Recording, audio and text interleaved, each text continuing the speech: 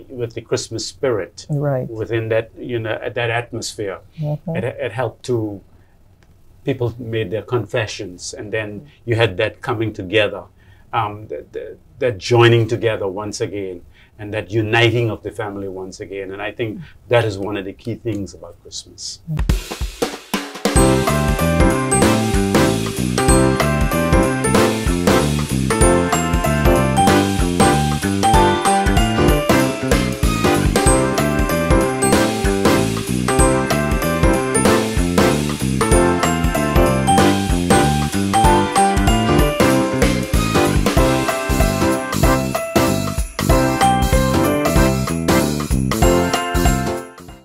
Welcome to a Christmas special with Let's Get Candid. I'm your host, Ziggy, with my amazing co-host. I am your co-host, Lori. And today we are talking about Christmas in Turks and Caicos. So if you're a true islander, you're going to absolutely love this conversation, because we're going to be reminiscing on these past and traditions that we still keep alive today. Yes, so to get us into the topic of it, we have two special guests with us who are going to be able to speak on the traditions we've had before, as well as speak on what has been happening now, and I will allow those guests to introduce themselves. So, Yeah, let me go ladies first. yes. Well, I'm Sivil Dean-Morgan. I was born in Blue Hills to the late James and Marjorie Dane. I have seven siblings, and I have 2 daughters and a granddaughter, and they are all beautiful. Yeah. I am the founder of Christmas in Blue Hills. I work with Loren at Cargo Express, Cargo Shipping. Yes, rep the team. And I'm Carlton Mills, the co-owner of Mills Institute here in Providenciales. All right, so welcome on to the show. This is really exciting for us. For those of you who don't know, I am obsessed with Christmas. So this is very exciting for me to be able to have a conversation with you two to get a better idea of things that we've done before in comparison to now. How are you feeling, Zig? Well, I think this conversation for me is one that, because now that I live in Provo, it's really a different kind of Christmas that I experienced than the one that is in Grand Turk, which is so warm with your family, and it's like, mixing with other families. So, but I think that is a great one, so we can kind of keep the traditions alive of what it is that we do in Turks and Caicos, even though they sometimes may get missed when we move to different islands or gets infiltrated by the other traditions that we have.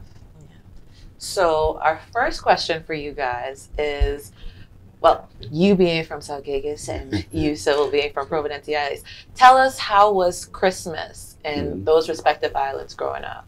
Well, back in South a few years ago when I was a little boy, I think from about the middle of, well, basically from the 1st of December and leading up to the 25th of December was high anticipation. We look forward to that occasion. You have to also bear in mind too that back then, there were hardly any international flights. We waited for the freight plane to come in, and the freight plane would bring your turkey and your ham, if your parents could afford it. You only got exposure to that kind of meat or those dishes during Christmas time.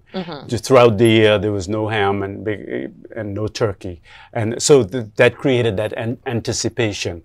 Right, and so the boys would get together, and of course we would do things like what boys do. But one of the other major exercises was to look forward to the caroling around 3 o'clock in the morning, 4 o'clock in the morning.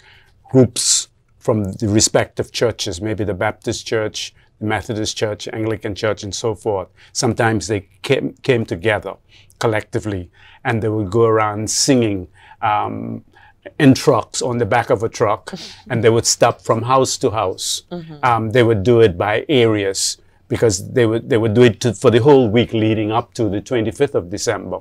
And when they would stop in your area. And it's something that you anticipated, something that you look forward to. I don't think we see, I wouldn't say much of it. I don't think we see that again today, particularly here in Providenciales, and with the kind of environment that we're exposed to now in Provo. I think it's maybe too much of a risk. But that was something that we looked forward to in South Caicos, right? And girls and boys, the boys look forward to that opportunity too, because you're looking for your little girlfriend, especially that hour in the morning too, right? But then you had the adults who kept you under control and who kept an eye on the girls, so you couldn't do any little naughty stuff, right? All right? God, be naughty, you'd end up on a bad list. Exactly. So, but I don't know what it's like for Provo. Wow, I hear you, I heard you. It's something similar. But in Christmas in Provo, I remember as a child, we anticipate Christmas every year. It was a joyous time of the year. And back in the 60s and 70s, we used to have this thing called Masquerade, right? And during those times, we used what we had and we did what we know. And so, like Mr. Mills just said, about the going from the house to house with the music and the caroling and all of that, we did that too on the back of a truck. Okay. They would come and we would anticipate that as children. We would be looking forward to that, so we wouldn't be sleepy heads around 3, 4 o'clock in the morning. We would just hear the drum beating and coming near to the house, and we would just open the door. We didn't have glass windows then, we just had the wooden windows and doors, and we would just open that and we'll be looking outside, and we would see the people, like mostly men, on the back of the truck. And we had instruments like the goatskin drum, we had the tin tub, we had the bucket, we had what the other one called? The hand accordion. They used to call it that. Yeah, the hand accordion, but it was actually now today they call it the accordion. And I did say the goatskin drum, right? Yes. We had all of those instruments, and my dad used to be a part of this, and so he used to make the cardboard mask, right? And he used to put like tar. He used tar to make the eyes, to form the eyes and the nose and the mouth, and put it on. We'd have a couple of them who would put it on. And those are the side who would be doing the dancing with the mask on, and we used to call it as children the monkey face. That was so funny, when I think back on the monkey face, and we used to be afraid. We used to run and cry, but still we want to enjoy the music, and so they would beat those drums and get down and dance, and they would do it for a few minutes, and then they would move on. They would vanish into the nearby neighborhood. And what I like with that too is that the families, the homes anticipated that. Yes. You would get some people would give them a few dollars, some would give them sodas, some would give them cakes. But you made special preparation for the masses. You call it masquerade. Masquerade. We call it massing in South Caicos, right? I believe the same thing applied to Grand Turk too. And that was one of the big events, especially on Christmas morning. And those costumes were scary at times. Although you may have some idea of who the guys were wearing the costume, I know I was afraid of it. I think I was more afraid of the design of the costume rather than the people themselves. Rather than the people themselves, And one of the popular guys in South Caicos, I think you did something on him recently, was Babawati, right? Babawati had this special dance. And we look forward to that guy. I think the only person who imitates that dance is Bill Clear. Well, I think his son Alfred can also do it. And I hope that dance I hope it continues. I hope Alfred passes it on, transmits it to others, because that was a special dance. And I think it was in honor of Babawati. But that massing was something that we look forward to. And they had, like Sybil said, the goatskin drum. Then it was mainly people like Goo Jennings and Goo Boys, and this guy Sam, I forgot his last name, but they played the guitar, they had the accordion, they had the drums, the goatskin drums, which we got from Haiti. You know, so you didn't have no electric. Many people didn't have electricity at that time. Right. Particularly, I think electricity only came around the mid-60s, right? In Grand Turk and in South Caicos, some people had their personal generators and so forth. But those were, and one of the major highlights to me was on Christmas morning, 6 o'clock. We all go to church. You know, and I remember even as a teenager, sometimes you come at the bar and you go straight to church. Right? You drop sleep in church, right? A number of the boys just come out of, young men just come out of the bar and go straight to church. But the thing about it, it was instilled in you that you had to go to church. So you come from wherever you were, and whatever condition you're in, you go to church. It was a part of the DNA at that point. Exactly. You know, that was mandatory. And how could I leave out the saw, the rip saw? Because I played the rip saw. And also the I remember going out with the guys to the bottle. You get a Heineken bottle, and you get a nail, a big nail, and then you make a sound from that. We did that in South Caicos also. Yeah, man. Okay, every island had something special. You know, something that everybody didn't do. The island has it. And I need somebody to teach me how to do the rip saw. So I need to learn the rip saw. I do it with my dancers. Yes. But listening to these stories, it's so exciting. I'm wishing that someone would do some massing in Provo and come to everybody's homes, but I think it's a little too late for that now. But what if I could just make one addition. I think one of the key elements too is the built up to the opening of the presents. You look forward to your gifts for Christmas. And my mom would say, you got to go to bed early Christmas Eve. Well, when you became a teenager, you go out partying Christmas Eve. But as a boy growing up, you were put to bed early because you heard Santa Claus. If you don't go to bed, Santa is not going to bring you. And the earlier you go to bed, the earlier he comes. Exactly. Where my mom hid those gifts, you know, because you woke up about 7, 8 o'clock in the morning, and the gifts were under the tree. But I think it's because they made you go to bed around 8, 9 o'clock in the night. So you can start taking For me, I think my gifts were under the tree by about 4 a.m. I used to peek and look down the steps and be like, oh, they reach it. Go dig through them and take like whichever two I wanted and come back later. Right. but it's looking forward to those gifts was a big occasion, right? Because you expected a gift from your godma, you expected a gift from your godpa, and your parents. You know. And back then too, we used to talking about like the decorations now. Oh yeah. We used to use the wild arch tree. My dad used to chop. We had them. They grow right in the yard, and he would chop one down every year and bring it and put it in a 5-gallon bucket with sand in it to keep it strong. Yeah. And that would be our Christmas tree, and it had a nice scent to it. So it scent up the house, and then we would use like the orange peel and place it different places in the house. And that also throw off a good, nice, warm, smelly aroma in the home.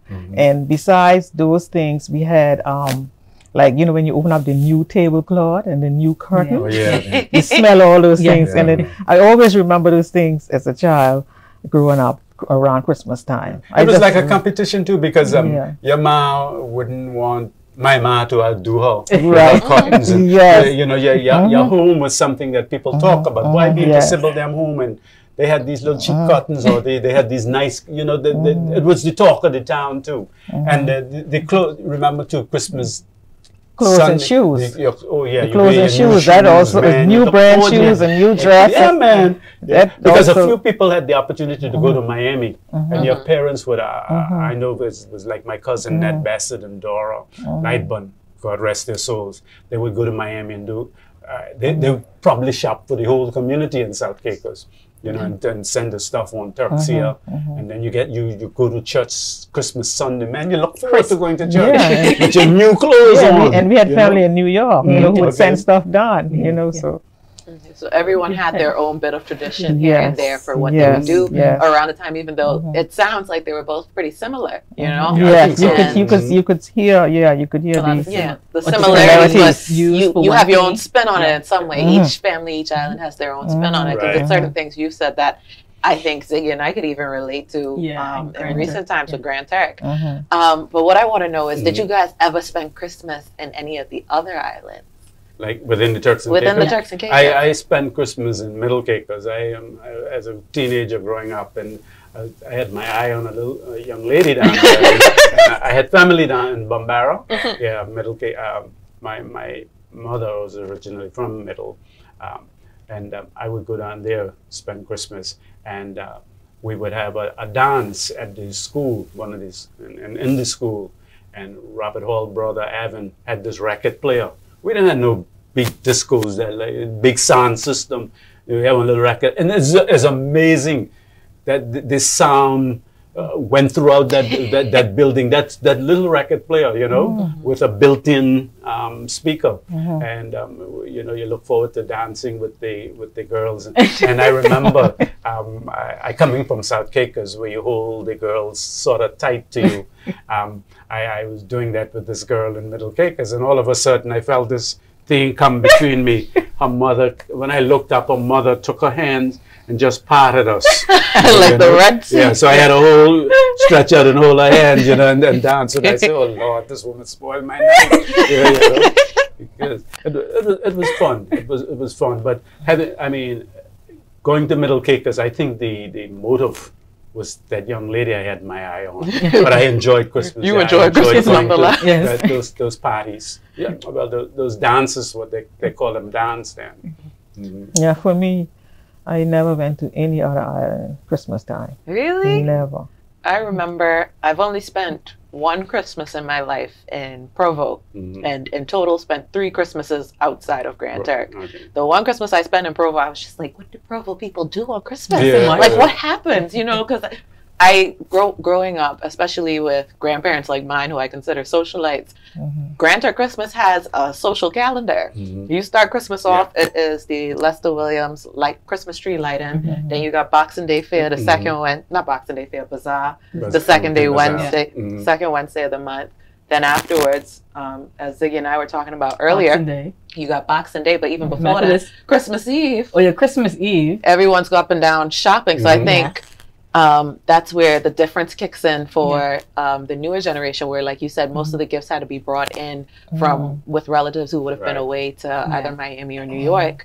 For us, I can remember Christmas Eve around 8 o'clock, you with a bunch of cousins and your parents, and they're taking you from store to store, shopping up and down Grand Turk, walking around. You got your sneakers on, you in mud, all kind of things. And they leave you. And they leave you. So they trust you enough to leave you so you can. That was one occasion we had some freedom. Yes. And you know that at 1 o'clock under the clock tower, you must be there for your mother to pick you up under the clock tower. And that was the thing for Christmas. Yeah. And I think one of the things too is that on Christmas Eve we lit a number of firecrackers. We don't do that again today. We prefer the what you call it now, the fireworks and stuff. But we had firecrackers and thunderbolts. The thunderbolt was a bigger version of it, and we would run and the ones that I forgotten the name of. You have in your hand. And you lit it, and you run behind a person with it. So it was a way of having fun. But the firecrackers and the thunderbolts, firecrackers, light up the give you that kind of Christmas spirit, and you just let them off. Right, you let them and just throw them up in the air or throw them behind somebody. Yeah, man. Have a time terrorizing other people. And I think just tying into what Loren was mentioning about Christmas in Grand Turk, it was the freedom. So because in Provo, you can't really walk from shop to shop. Right, that's what I was about to say. Yeah. But in Grand Turk, you could have walked down. It would be the strip where George had a shop. Yes. And you can walk down from on that strip from store to store, Ruth Ann, and you would go down, you go through the weeds. And even sometime before that, you had the Saddler. The Saddler store, yes. You would go, that was my day. That was your day. Because you would walk down on Front Street, and you would go down that way, but your parents would more or less likely want to drop you there and keep you in the area where you could walk down all the lights. Yes. And then you end down by the clock tower, and that's where you had all your friends. So like for you say you meet the girls and the guys and they'll mix and mingle. Your parents will come back and collect where you meet your crush. You're all sitting down and you're looking to see when your mommy comes from church to pick you up. And you run back to where the light is. Yes, because you must be in the light, don't be in no darkness. So with those things like that. Middle was the only island, other than Providenciales now where I live, but Middle was the only island that I ever spent within the Turks and Caicos, spent a Christmas outside of South. Right. Yeah, I know. One of the things too I enjoyed most about Christmas is peeping around we used to call it the hops. The bars, the disco areas. They had these big jute boxes. You had to punch your records, your Percy Sledge or your not Michael Jackson, James Brown, I think it was. Yeah. And you know, but as little boys, we were not allowed to go even be around there, but we would sneak around, my cousin Pompey and others, you know. So you look forward to that. I think because your parents are a bit more relaxed around Christmas. You know, there's community, like Ziggy said, and then also everybody's busy with so many things, making so many preparations. Because I think our equivalent to the hop, or you know, that peeping around would be, for example, last man standing and red carpet. I can remember before I was old enough to attend those parties, my cousins would take me in the car. And I'd be in the car in the parking lot watching everything, people watching, and my cousins would have left me and go party and come back. And for me, like with that story, my brothers, because I have 4 brothers, so either I can get my brothers to say that they'll take me and they'll watch, or my cousins, because I had more female cousins, and they say, well, I come with them, and then I coax my mom and be like, well, my cousin, this one of my cousins going, and they feel okay, because like, okay, so all y'all can be there, and who picking you up and dropping you off, so that was also a great time as well, because you get to go out and, you know, feel like, okay, I've arrived. In Provo, they used to like to have parties, like they used to gather, they used to gather around and have parties, and they used to be cooking up these chickens. You know, we used to grow chickens. So we used to call them scrub fowls. And so they used to cook them up, and they used to have big feasts. That's in Provo. That's what they do in Provo, Christmas and time. I think, you know, that was one of the highlights of Christmas, that togetherness and going from house to house. Because maybe I would never have visited Miss A house during the year, but she anticipated, she expected me to come there. And even if I only have a slice of cake, and people would bake cakes and have food with the anticipation that people from the community will be coming to your house. So it didn't have, it eliminated that whole concept of segregation. It brought everybody on a sort of equal level, because you went from house to house and you made everyone feel special. You didn't, and no one felt left out. You know, and I think that has been one of the key spirits. The key spirit of Christmas. Particularly, well, I know for Grand Turk in South Caicos in particular. And like Tanya, because my mind just ran to, so last year I spent Christmas in Grand Turk with my family, and it was just absolutely amazing time, because my grandmother's getting older, so we love to come, and then we start, my cousins from the States will come down, and so it's this big thing, and it's just jokes and I just love being around my family, because it's jokes about this and you're laughing, and it's just such a happy time. And then the group photos, and you look back at it with everyone inside of it, because you know, over time, you know, you might not have those memories. So just creating those memories with your grandparents and always being there, that's for me is key with the Christmas. So I want to know from you guys, what would you say is your favorite thing today about Christmas? Do you have a favorite thing today as it stands? Everybody turn their head directly to Sivil. Well, my favorite thing about Christmas, just like we were talking about, spending time with family. And like Mr. Mills said, Christmas is a romantic time. I love that. I got married Christmas time. Really? I love Christmas. It's my favorite time of the year. That's when we get with the family and friends, you know, get together, we make jokes, like you say, take pictures and all of that nowadays. That's what we do. I always try to get the family together, and we would cook up a storm. And Provo people can cook. They think Provo people can't cook. Let me tell you something. If you really get into the homes of the real Provo people, you will see something. Oh yeah, you can cook, including myself. That's good. You think they can cook better than South Caicos? Well, everybody has people. I wouldn't say that. You know why? Because everybody has their specialty. Everybody have their specialty. Everybody have their specialty. But let me tell you something. Provo people can cook a pea soup and dumpling. I love peas and soup dumpling. Pea soup and dumpling, that was that's a good dish. Mm-hmm. Even the peas and grits, they can cook that. Mm-hmm. That So- can fill your belly. What? Yeah. Oh yes. I think the family get together. That is one time of the year that you know. Even though I've spent a few Christmases in Florida. The family out there get together. We may go to this family house this year, or that one house this year, and we all sit around the table and eat and talk, old talk. You know, but I think the key thing is as Sybil said, to the family, that coming together of the family.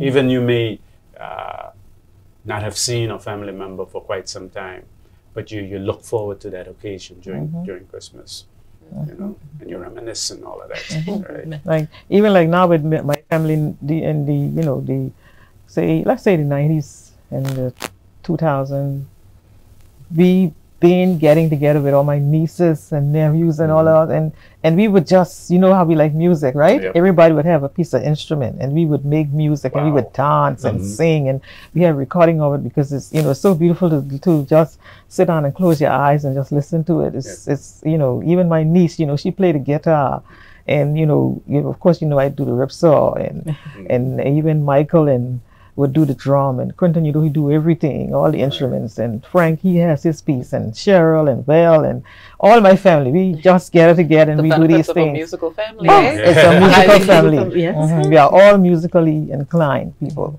You know, And we used so- to have something similar with our family up until my grandfather passed 2 years ago, because he's the musician. Right. Where And he then would they sit down and be- start strumming on his guitar, Yeah. and then as soon as he starts playing something, he'll call me and my sister over, and we start singing, and then you know, the entire house is singing now, and it's just things like that, you know, that really bring the family together. Bring the family you know? together. And it's those memories you get to keep, like you say, Yeah, you have yeah. videos with that. Videos, yeah. And, you know, my dad was alive. We did it more, and now we're still trying to Bring it back. we're still trying to stay together. Even though we don't get together as much as we used to, in our minds we want to do it, and we have to do it. We can't let it go.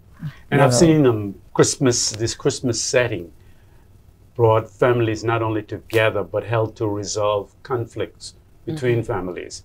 And I think with the Christmas spirit, Right. within that, you know, that atmosphere, it helped to, people made their confessions, and then you had that coming together, that joining together once again, and that uniting of the family once again. And I think that is one of the key things about Christmas. You know, I've seen it happen over and over. Right. It's like that Oh, saying, yeah. I like you right now, but I still love you. Love you know? you. And you just remember that as family, you know. Exactly. This is what it is. Exactly. So another thing I want to touch on is there anything you miss? I know we spoke about Mas and Masquerade and things like that, but is there anything else you miss about Christmas from back then that you wish we could bring back now? I think to me, I may be repeating myself, but I think it's that going from house to house and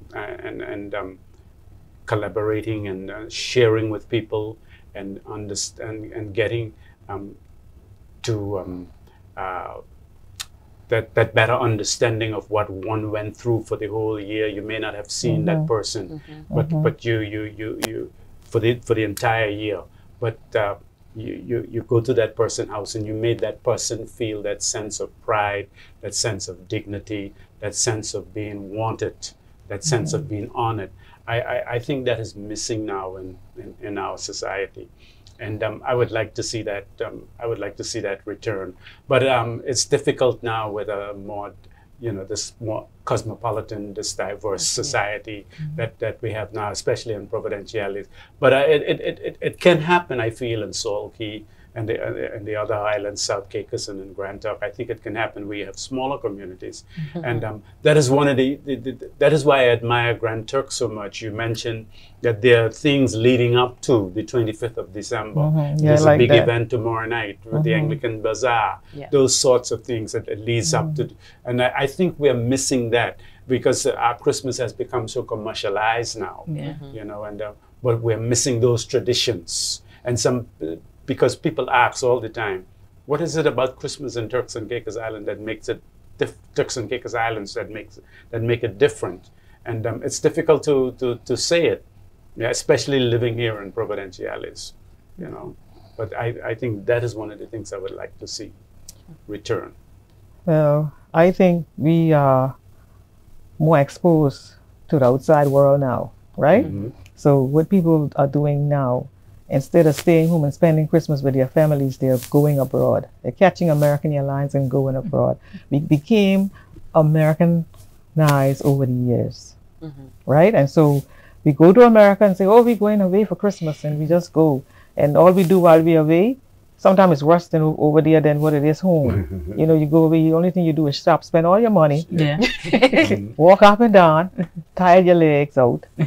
And when you could be home, you know, gathering with the family and having fun and, you know, decorating the Christmas tree and opening gifts and sharing and cooking and in the kitchen together and making jokes and all that type of thing. We miss out on all of that because what we do, we pick up and all the family can't go. Some of the family stay home and some of the family go. And for me, I love to gather. I love to party. So when I'm home, I make it happen. I get everybody together. So when somebody's going to travel, then that's one piece missing.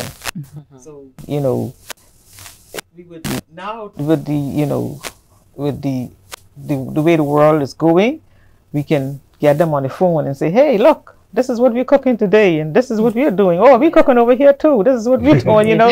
That's what we're doing now, you know, because we could see them on the other side. Right. But being together is more intimate than, you know, doing it like that. But I think we should, I would like to see we bring back is the togetherness, you know, getting back with those old instruments and making music and having fun together and, you know, travel. The whole year is there to travel. Use that, you know, just do you. Christmas time with your family. Like you say, if you don't get together through the year because you're working so hard, you have vacation. And Christmas time, you have a lot of days off. So what you do, you spend it together. And on daily last years on earth, we spent Christmas with him right on the porch. You know, we would go out there and he would dress up in his red shirt, you know how he go, and his hat, and he want all his children around him, you know, and all of us would go there and we would cook the food, and bring it to his house, and we all would gather there and have a wonderful time. You couldn't have no better Christmas than that. And he loved it. So I think that togetherness makes Christmas a better thing, and I would like to see that. And to add to that too, I just remember that I spent some Christmas, because I was principal at the high school in North Caicos for a number of years. I spent at least 4 or 5 Christmases there. And Q, the guys would kill a hog, and on the side of the road, roast the hog. They'll start from that morning, and they would do it gradually, do it thoroughly for the whole day. And later on that evening, when it's thoroughly roasted or cooked, the whole community would get together, and we'll sit there and eat that hog and share and have a couple of soft drinks or whatever beverages the person prefer. You know, and it was a means of bringing the community together. And that person felt so that sense of pride and dignity, because the whole community is feasting on my hog, on my feed. You know, it made him feel. It made his day. You know, or made her day. And I look forward to that. You know, boy, this is December now. We know on the 25th of December, you can get a piece of roast hog. Hog. We used to grow them in Provo too, you know. Yes. My grandmother used to grow them, and I used to watch them when time to slaughter those hogs. Oh my goodness. No, these guys, that used to be something. How they do it? Ran up, so iron through. Straight through. Through the hog. After of course we had killed him already, right? And you just roll it over, on the fire. I think my uncle, he actually still does that to this day. Where it would be on Christmas Day. He'd say he aiming for Christmas Day to have his hog finished. It's never finished on Christmas Day. Finishes Boxing Day. And everybody's by his house, and we just cutting pieces off. Everybody cutting pieces left, right, and center. But you know, I agree with the both of you guys with regards to the togetherness aspect of it. Yeah, and especially what you were saying with regards to Grand Turk. I always tell people, I think Grand Turk is such a traditionalist kind of place. You know, like, you know, in Grand Turk that the Christmas lights can go up on the pool directly. You know, bazaar has to happen. Boxing Day must occur. And things like how you were saying, going from house to house, that's something I think I'm lucky enough to still experience now, where Christmas Day, I know I have 4 family houses I have to go to. So we start with my granddad and we'll end over by my cousins in the creek. And that is our schedule. That's our tradition. You know, and things like that. And that's what I miss. each house. There's food at each house. You save the house where you drink the most for last. You never go to that one first, because you can spend all night there. You know, but it's things like that that I missed when I was spending my Christmas in Provo, because most of my family are in Grand Turk. So being in Provo is like, I have nobody's house to go to. Because that's what you used to. Yeah, but you know, in Provo, it was really, you know, dying. Christmas was dying out, and that's one of the reasons why I brought Christmas in Blue Hills. Yes, when I thought about it, I say, no, this can't be. This is not what I'm used to. You know, I'm used to, you know, things happening in Provo, and all of a sudden things just went dead. And I say, no, it's something I have to be able to do. And that's when I got up and I did that. Because you know, in Provo, a lot of people left Provo and went to the Bahamas. You know that, right? Yes. Went to the Bahamas, and a lot of our people went down there with our culture. They took our culture to the Bahamas, and it's for the junk canoe and all of that. That was built up for our people from here in Turks and Caicos. Right? All was not from Provo. We had all the other islands, they had people went to the Bahamas too. I have a lot of cousins in the Bahamas because my uncles and my aunties, they migrated to the Bahamas. My daddy was smart. He went and do the job. You know, went for a better living, you know. My daddy do the job and he came back home. And that's why I'm here today, and I thank God I'm in Provo. And so, you know, I'm gonna let you go right now. They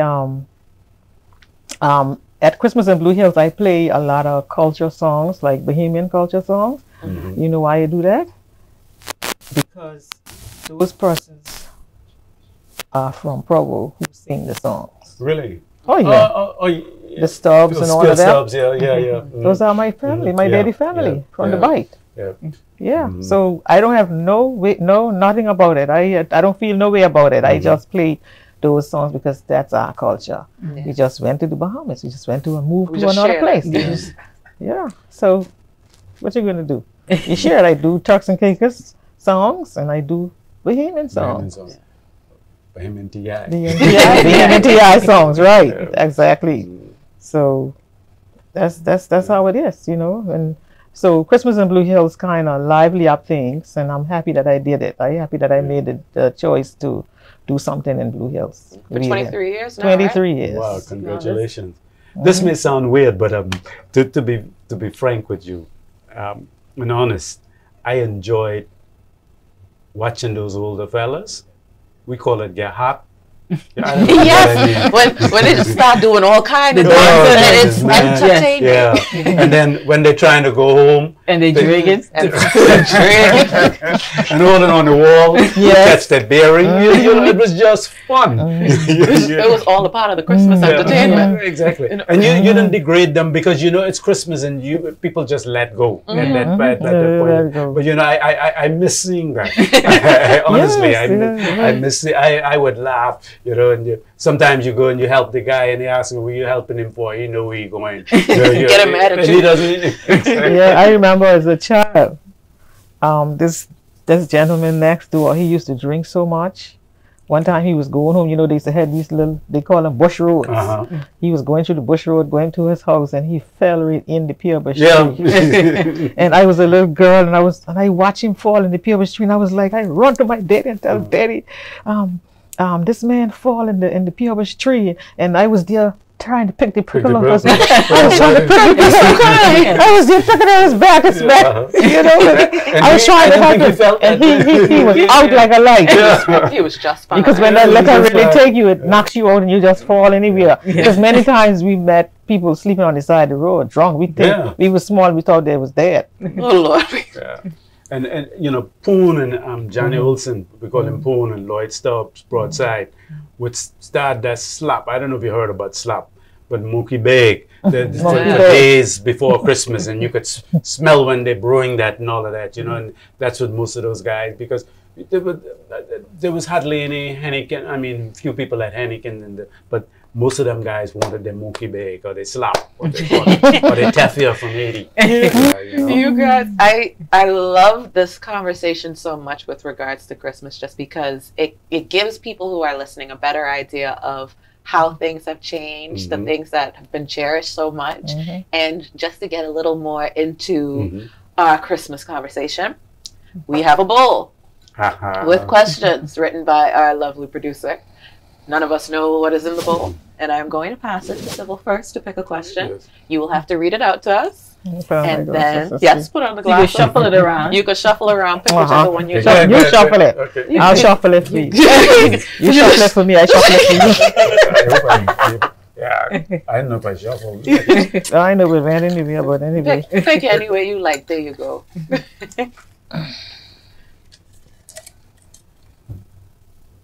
Who are you asking this to? You? You're asking all of us. Yeah. All of us going to respond. Which song automatically puts you in a Christmas mood? The song is not called Chestnuts Roasting on an Open Fire, but it is that song. I love it dearly. It is, to me, it is the Billboard Top 100 of Christmas songs. It is a hot tune. So, yeah. Okay, I'm trying to remember. I know the name. Now I can have to sing it. And I look at singer says it's going to say, "Gee whiz, it's Christmas. My best friend's coming to party, and everybody's going crazy." It's an old song. What about you, Dr. Mills? Which one? I think I like the old carols. You know, Silent Night was that. Oh no, sorry, Away in a Manger, because it reminded me over and over about the birth of Jesus. The reason for the season. The reason for the season. I think that one, you know, stuck with me throughout my life. And you, Sivil? She just taking a bit. My best friend's having a party and everybody's going. That's my favorite too. All right, my last question. What's your favorite Christmas movie? Why is it your favorite? Okay. Mine is a little untraditional. Let's go with yours first. Okay. I've been enjoying The Batsman Holiday because the story with it, well, the lady was sick and she was dying, but she had all her family around and everyone was quarreling and, you know, they had their differences, but at the end they found a reason to come together and they did the little dancing and the singing and it was just I guess, like how you was mentioned before, like with persons, like you might be mad at people the whole year long, and then something about Christmas just brings people back together. So I like that story of how, you know, persons were just at their different ends and they came back together, and it was such a beautiful story in the end. For myself, I am a Disney baby. So the Santa Claus, where Santa Claus dropped off the roof. He ended up becoming flat and disappeared, and a man put on the Santa suit and instantly became Santa. To me, I've loved that movie forever. I've watched every single one of them. I think there's about 5. And yeah, those, for me, that it doesn't feel like Christmas if I haven't watched those. For you guys? Well, I always think about the Nativity, you know, how it was so miraculous how Mary was pregnant with with Jesus, and she was not exposed to Joseph. And, you know, we always wonder where this baby came from. You know, it wasn't really Joseph's baby. You can imagine the baby in my How did Joseph? You know, Joseph I was watching it the other night, and American Joseph, I'm pregnant. Woman, Yo, what you mean? Yeah, woman, how you mean? I didn't know you were so. I didn't expect this from you. Right. You claim to be so. This daytime was a virgin. The song, yeah, exactly. The song they have for this day and time is Man-in-Law. So, what you imagine? What about you for a movie? In all honesty, this may sound weird, but I like Home Alone. Really? I almost touched on that. I love that movie. I've always wondered how they could leave Kevin. It never made sense. Because he was so easy to miss. Exactly. But under the rug.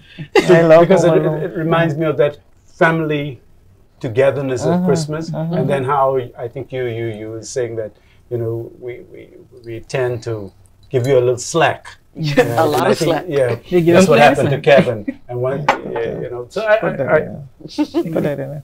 I would watch that a million times. Me too. I love it. And it's quite humorous too. You know, there's a lot of humor in it. I was seeing something today that was saying, you know, Christmas time, you know, that people are likely to be robbing, so make sure you leave one of your kids at home to set up booby traps for the thieves. And it's like, Home Alone has really created a whole thing. Yeah. But that's why they made 1, 2, and 3. 1, 2, 3. Yeah. So we do want to shoot these questions out to the audience as well who are listening. So tell us what song immediately reminds you of Christmas when you hear it, and also what is your favorite Christmas movie and why, right? So this has been a great conversation. How do you feel about it today? It brings back Christmas memories. It makes you want to have the Christmas that we've been talking about. Right. Luckily, we have our families and we're able to recreate that, even if it's not on the scale that we're used to without like the larger communities. And like we've mentioned, some of that can be lost in Provo. I know they have this, I saw the police is doing something on Grace Bay Street on Thursday, and I thought that was such a beautiful idea. I'm like, okay, I haven't been feeling Christmas, so I'm going there to see if I can find Christmas over there. Saturday, if you're available, there's Christmas in Blue Hills. There's Christmas in Blue Hills on the 16th of December. What time is You're it? starting from downtown at 4 o'clock. 4 o'clock. You love doing road parades with me, so we'll pick you up. Yes. Take along. Yes. Yes. Perfect. Yes, but it's been amazing. I think it's, you reminisce about all of the feels that you actually get when you're sitting around your grandparents and your family members, and you know, having jokes and you're laughing because, you know, you don't always get to see them. And at those moments, you really, really cherish it in the photos, and you look back for months and you're like, oh my gosh, and you can remember every feeling, everything, every joke that happened. Like last Christmas, my mom, we're so similar, and she was dancing up and down, and she fall down because she was dancing too much. Wow. But she jumped right back up and she started dancing again like she didn't never fall down. Christmas spirit. It's such a great time having this conversation. And for persons who, you know, never been to Turks and Caicos or live in Provo and might not have experienced, you know, the true authentic Christmas that we are talking about, I hope that they can take this away. It's not too late to make Christmas, you know, at your home and incorporate some of the traditions that we enjoy here in Turks and Caicos. That's right, yeah. So, you know, thank you for coming on and speaking with us about Christmas. You know, I'm wishing both of you having us. My pleasure. wishing you a Merry Christmas, a Happy New Year, you know, as we get into the season. And please remember the reason for the season. I'm surprised Ziggy didn't mention it. She loves to get into it. But please remember that we are celebrating the birth of Christ. That's Merry right. Christmas to you all, and to all a good night.